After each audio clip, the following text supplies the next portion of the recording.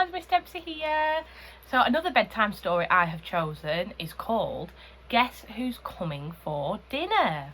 And this is written by John Kelly and Kathy Tinknell.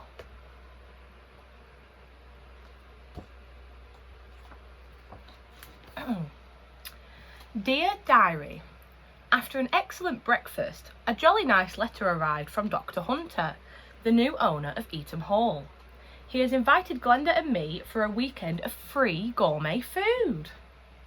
It starts tonight, so Glenda has barely 7 hours to pack.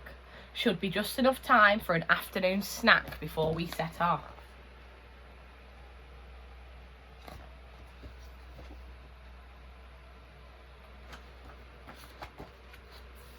Had a bracing drive up to Eaton Hall, though Glenda was slightly spooked by the old road through the woods. She was convinced there were strange noises out there. Silly old bird. It was my tummy rumbling.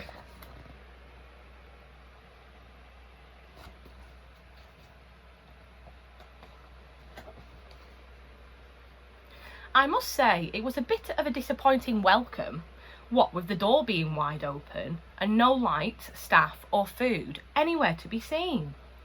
We were about to turn tail for home when Glenda spotted a note on the hallway table.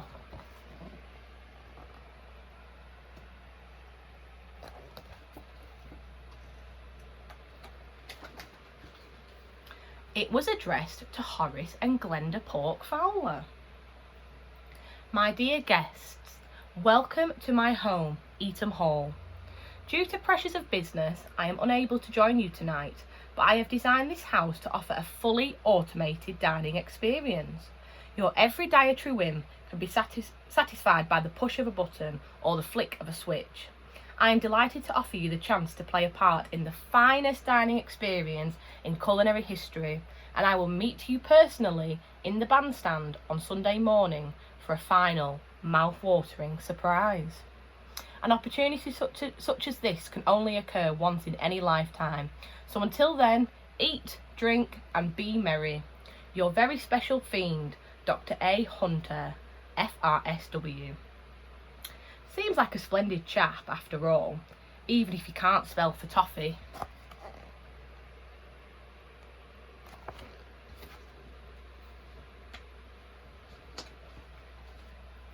We went to our rooms to change for dinner. Dr. Hunter seems to be a bit of a collector as well as a scientist.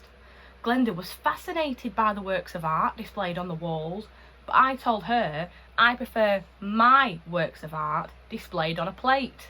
Ha ha ha ha ha.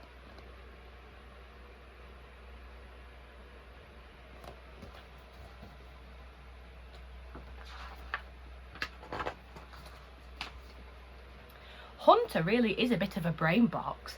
He laid on a marvellous spread with his jolly clever robot thingamabobs. Odd style of decor though.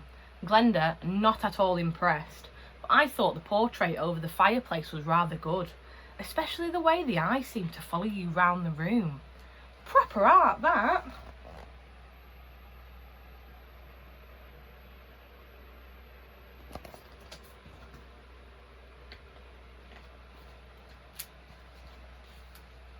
This morning, had a long breakfast and found a splendid picnic hamper waiting for us in the hall. Spent the morning in the grounds, located the bandstand and a poster advertising a feast here on Sunday. Shame we'll miss it. We'll have departed by then.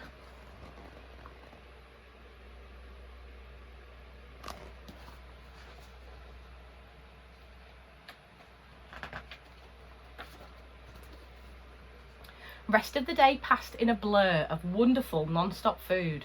We did a bit of exercise and managed to work up a very respectable appetite for our evening meal. Still no contact with Hunter though. Maybe he's a bit of a recluse.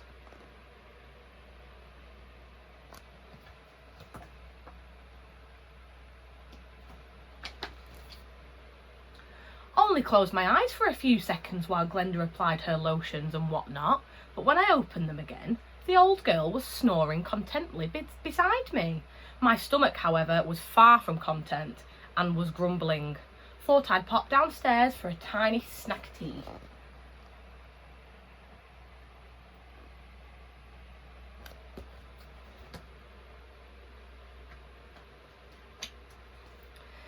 bit of a long hike to the kitchen. You'd think a clever chap like Hunter would have put in a lift or something.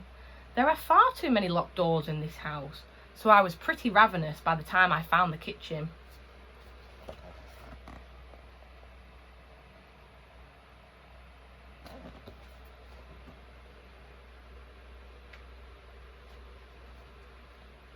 Odd, no power in the kitchen, so no robot helpers. Had to fend for myself.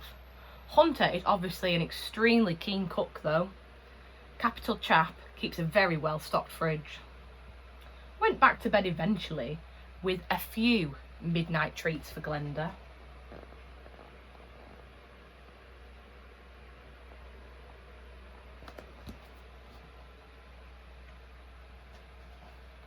Today, Sunday, after a leisurely final breakfast, we made our way to the bandstand.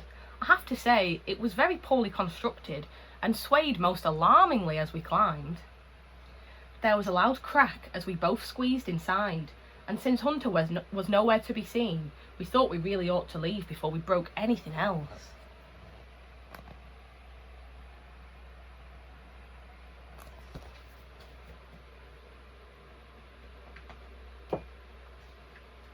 Searched for Hunter but couldn't find him, so decided to set off, hoping to get home in time for a late lunch.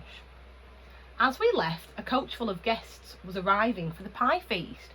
Dr. Hunter must have been too busy making arrangements to give us our surprise. Never mind. Shame we never got to say goodbye to Hunter, and thank you, of course. I wonder what sort of pie they're having.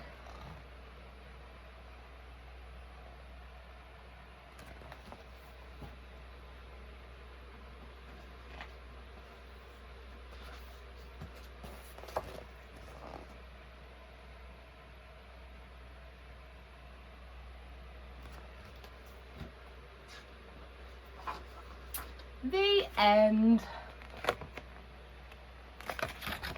Thanks for listening. Bye.